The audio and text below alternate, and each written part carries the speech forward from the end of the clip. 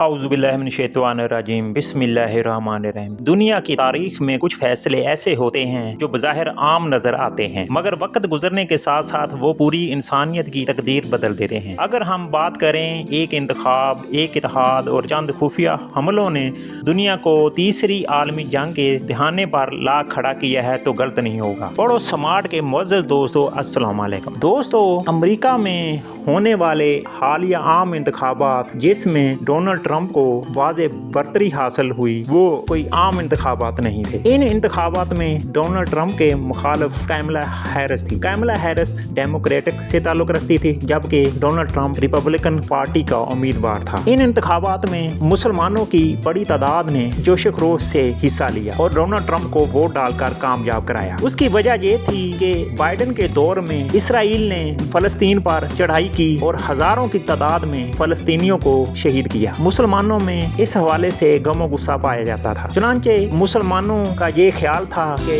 Donald Trump एक अमन के दाई साबित होंगे, इस वजह से उन्होंने डोनाल्ड ट्रंप को वोट कास्ट किया। डोनाल्ड ट्रंप ने अपनी इंतखाबी कैंपेन में इस बात का इंदिया दिया था कि वो दुनिया में जारी जंगें रुकवाएंगे। तो इस हवाले से लोग ये गुमान कर रहे थे कि अगर डोनाल्ड ट्रंप कामयाब हो गया तो इसराइल और फलस्तीन का मसला भी हल हो जाएगा। इसराइल जो निहत्थे फलस्तीनियों का खून बहा रहा था, डोनाल्ड ट्रंप इसराइल को रोकेगा। इसके अलावा अमेरिका में मौजूद कई दौलतमंद अशखास ने भी डोनाल्ड ट्रंप का साथ दिया, जिनमें एलन मस्क सर फहरिस्त हैं। उन्होंने बढ़ चढ़कर डोनाल्ड ट्रंप की इंतखाबी कैंपेन में हिस्सा लिया। चुनांचे डोनाल्ड ट्रंप कैमला हैरिस के मुकाबले में बड़े मार्जिन से इंतखाबात जीते और अमेरिका के सदर बन गए। सदर बनने के बाद उन्होंने जो अपनी इंतखाबी कैंपेन में नारा लगाया था कि वो दुनिया में जारी जंगें रुकवाएंगे, उसके बरक्स डोनाल्ड ट्रंप ने इसराइल को न सिर्फ फैसिलिटेट किया बल्कि उनकी फौजी इमदाद में भी इजाफा कर दिया और जदीद किस्म के हथियार इसराइल को फराहम किए। चुनांचे इसराइल ने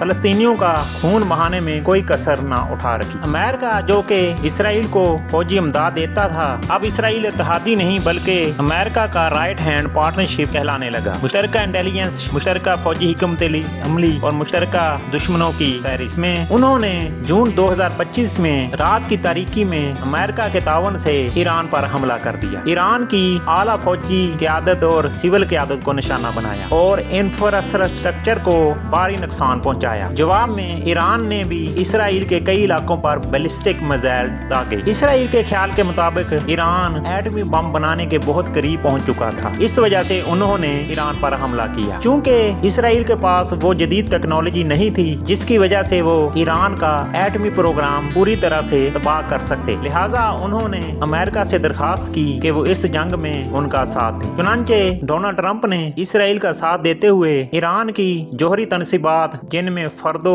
एटमी प्लांट और इस्फहान उनको निशाना बनाया। इस हवाले से उन्होंने B-2 बम्बार के जरिए से बंकर बस्टर बम बरसाए। ये बात हम वसूख से नहीं कह सकते कि आया ईरान पर हमला क्यों किया गया, इसके पीछे क्या मुहरकात हैं, क्या इसराइल और अमेरिका का मकसद ईरान की जोहरी तनसीबात को खत्म करना है या कोई उनकी अहम सियासी शख्सियात को निशाना बनाना है। अमेरिका कभी नहीं चाहता था कि ईरान तेल चाइना और रूस को फराहम करे। इस हवाले से अमेरिका ने कई मरतबा ईरान पर मुआशी पाबंदियां लगाई। इसके बाद अमेरिका के सदर डोनाल्ड ट्रंप ने जनूबी अमेरिका के मुल्क वेनेजुएला पर हालिया माह में एक बड़ा हमला किया और उन पर यह इल्जाम लगाया कि वो मनशियात की स्मगलिंग करते हैं। इसके अलावा अमेरिका में आने वाले गैर कानूनी तारकीने वतन को फैसिलिटेट करते हैं। अमेरिका ने वेनेजुएला के सदर निकोलस मादुरो और उनकी अहलिया को गिरफ्तार करके अमेरिका ले आए। वेनेजुएला क्योंकि कुदरती वसाइल से माला माल था और उनके पास भी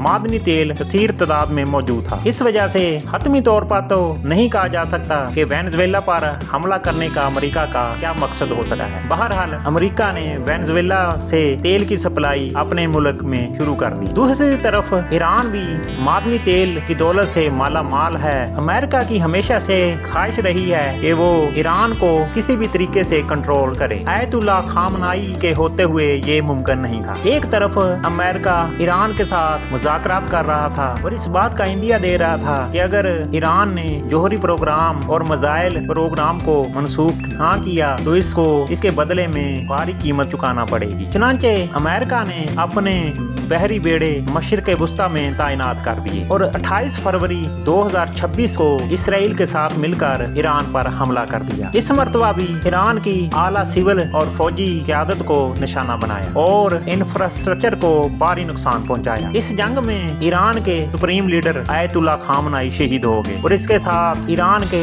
आर्मी चीफ भी हलाक हो गए। जवाब में ईरान ने स्ट्रेट ऑफ हुर्मुज़ को बंद कर दिया। दुनिया के बड़े ममालिक तजारती सामान की तरसील के लिए स्ट्रेट ऑफ हुर्मुज़ को इस्तेमाल करते हैं। इसके बंद होने से न सिर्फ तजारती सामान की तरसील रुक जाती बल्कि कई ममालिक को भारी नुकसान भी उठाना पड़ता था। इसके अलावा ईरान ने बहरीन, यूएई, सऊदी अरेबिया और कतर में मौजूद अमरीकी अहदाफ को निशाना बनाया और इसराइल की तरफ कई बैलिस्टिक मिसाइल दागे। चुनांचे आने वाले दिनों में क्या होगा ये कुछ नहीं जानता। ये जंग तवील होगी, मुज़ाकरात होंगे या ना होंगे, इसके बारे में हम हतमी तौर पर कुछ नहीं कह सकते। ईरान की हुकूमत और अवाम में आयतुल्ला खामनाई की शहादत की वजह से गमो गुस्सा पाया जाता है। दूसरी तरफ अमेरिका और इसराइल के क्या अहदाफ हैं, वो क्या चाहते हैं कि क्या होना चाहिए, क्या उनका मिशन ईरान में रजीम चेंज का है या कोई और मंसूबा है, इस बारे में कोई कुछ नहीं कह सकता। वीडियो पसंद आने की सूरत में लाइक करें, चैनल को